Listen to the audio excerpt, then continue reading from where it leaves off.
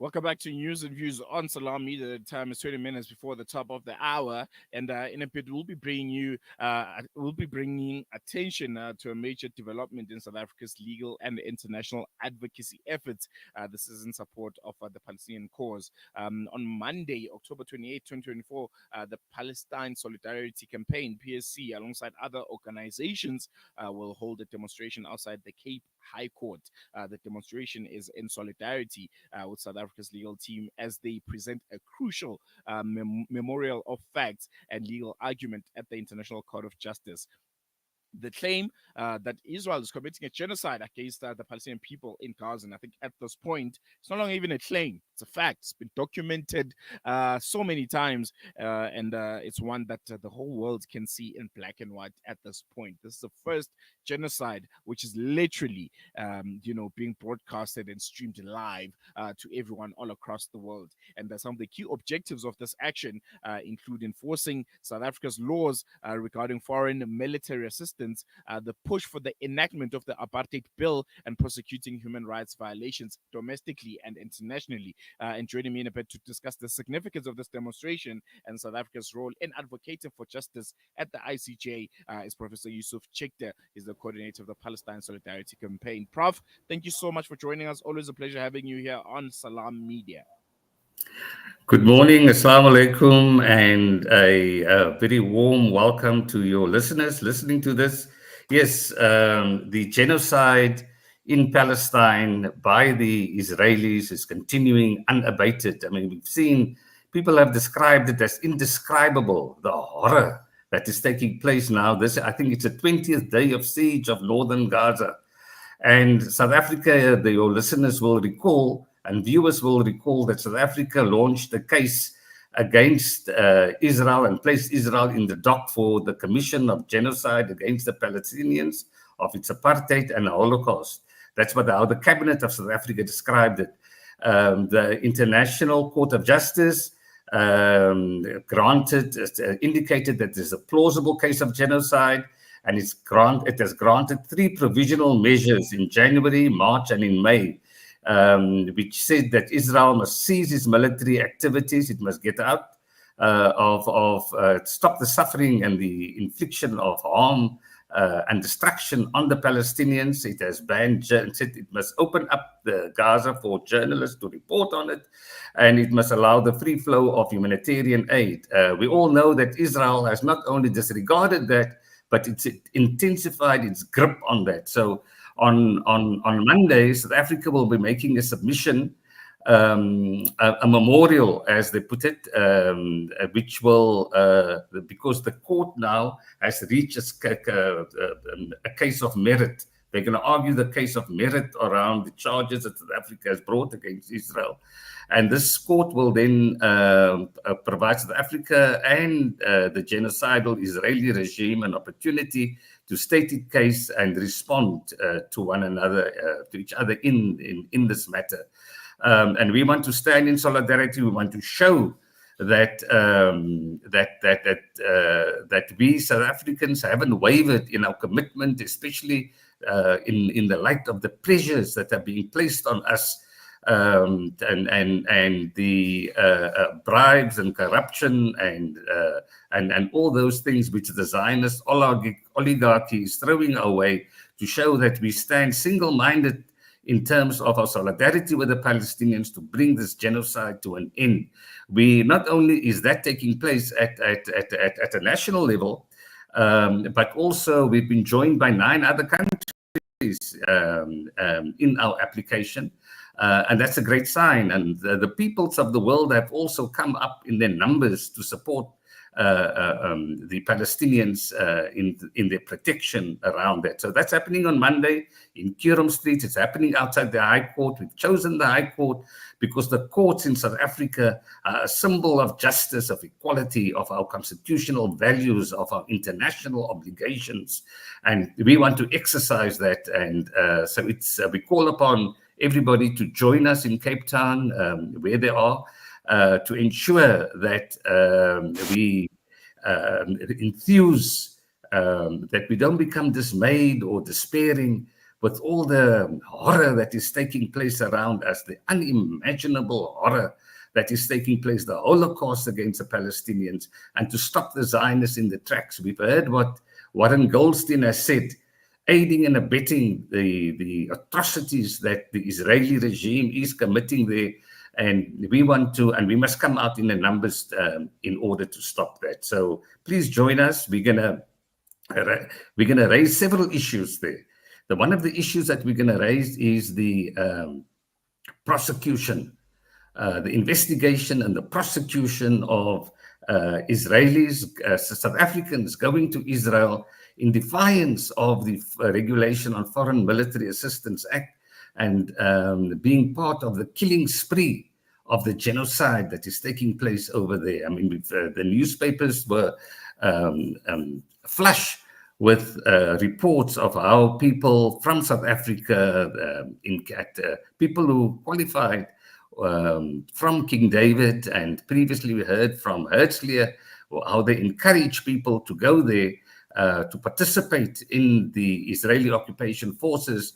And we want to put a track. We want the South African government to use the full might of its law to stop this. It's a violation of our law in South Africa. It goes against our constitutional values. So that's one of the things that we want to do. We also are pressurizing Parliament to have an emergency debate on Palestine, because Israel is a menace to world peace. It's not only a menace to world peace and causes instability in the region, but that there's an overflow of that in South Africa, as we've seen and as we've heard from the statements of the South African Jewish Report, where they spread Islamophobia and where they spread, try to label and smear South Africans who stand up for our constitutional values. So we want to bring an end to that as well. And we want Parliament to discuss that and to bring these culprits to heel in the various legal fora that we have. The other thing that we are wanting to emphasize on Monday is that we have certain obligations in terms of international law. Recently, South Africa has signed onto the convention, the Apartheid Convention at the UN, which places on it an obligation to outlaw apartheid wherever and whenever it comes to the fore. Now, clearly, the International Court of Justice has declared that certainly in the occupied territories, and others have said throughout, from the river to the sea, Israel is practicing an apartheid. Apartheid is a crime against humanity, and we want the South African government to match its international, laudable international actions by fighting genocide in Palestine. We want that same kind of boldness to be displayed by domesticating the laws in South Africa and applying it against those who are practicing it in South Africa or anywhere else in the world. So we've submitted an apartheid bill to the Speaker of Parliament, and we want that to be implemented. So those are the legal measures that we are taking. We must be resolute in our commitment against apartheid. The legacy of apartheid in South Africa and the legacy and the practice of apartheid everywhere in the world, where it is, the United Nations says it's a crime against humanity, and we know what that is. So that is the situation. Please come. We're going to start at 8 o'clock. We're joined by the National Democratic Lawyers Association and by NADAL, by various student groups, by the healthcare workers in South Africa, and various other groups, part of our stakeholder team, which have joined us in the march to Parliament on the 5th of October, where we submitted the apartheid bill. But I want to say something else to you also. Today is a very significant day. Every day is Palestinian Day. Palestine is emblematic of the oppression and exploitation that is taking place against people right across the world. But today is United Nations Day, and the 24th of October, and we are having a very important meeting this evening as well, and your listeners are welcome to join us.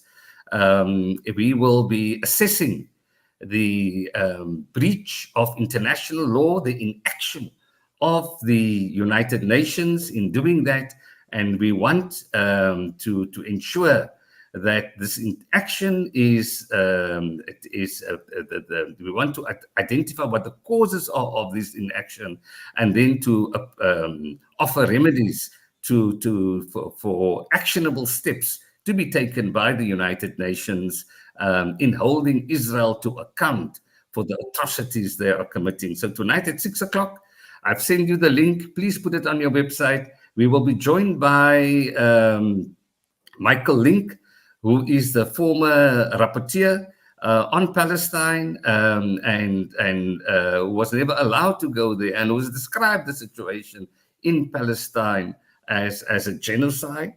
Also, the wily old diplomat from the Arab League, and now advisor to the African Union, Amr Musa. And let's propose the questions to him. Why is the Arab League so unable to do anything about what is happening in Palestine? You know, we've seen how Sinwar threw this last stick to it. He didn't have medals on him. And we see how Sisi and how King Jordan, a king manufactured in England and breastfed by the United States, has all these medals. And we don't know of any fight that the so-called King of Jordan has ever been involved in. Neither do we know of any fight that Sisi has been involved in. Yet they parade with all these medals.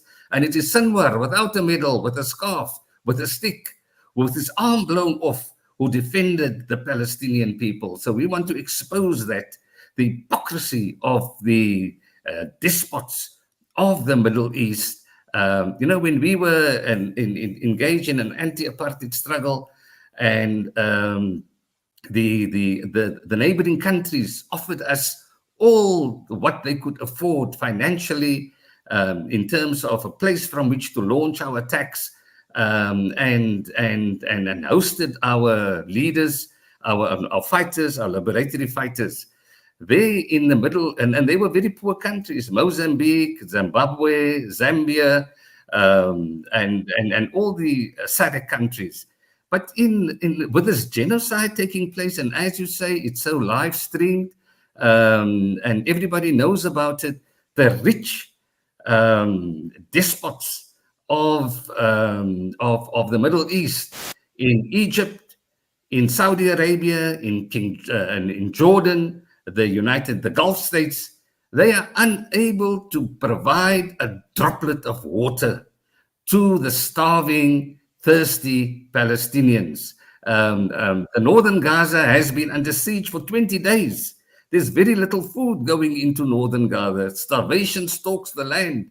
Israel is using starvation as a weapon of war. Yet these countries, these Middle Eastern countries, these so-called Muslim countries cannot lift a finger. In fact, what Egypt is doing, what Jordan is doing, it's blocking any kind of entry or exit into Gaza. What a shameful lot they are. And so in the fight against imperialism, these are the people at the forefront, and they must be removed for us to be able to ensure that that whole region is free from imperialism, from the plundering and the pillaging of that area. In fact, Jordan supports Israel in this whole process. Unfortunately, we have run out of time. We're going to leave it here, and we'll definitely be sharing all of those details on our various social media networks, and we'll be part of that conversation later on today. But thank you for joining us. Really, really appreciate it. And I'm sure we'll be chatting you and I in the not so distant future.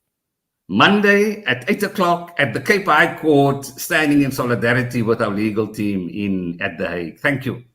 There we go. If you want to stand in solidarity with Palestine, make sure that you're out there outside the Cape High Court on Monday, October the 28th, from 8 a.m. To 9:30. This is outside the Cape High Court. If you're out in Cape Town or you're close by, make sure to make your way there. We're going to take a quick break. When we come back, News and Views continues. We are here in the middle of a Zahra neighborhood. The whole neighborhood is already destroyed. More than 17 towers are down.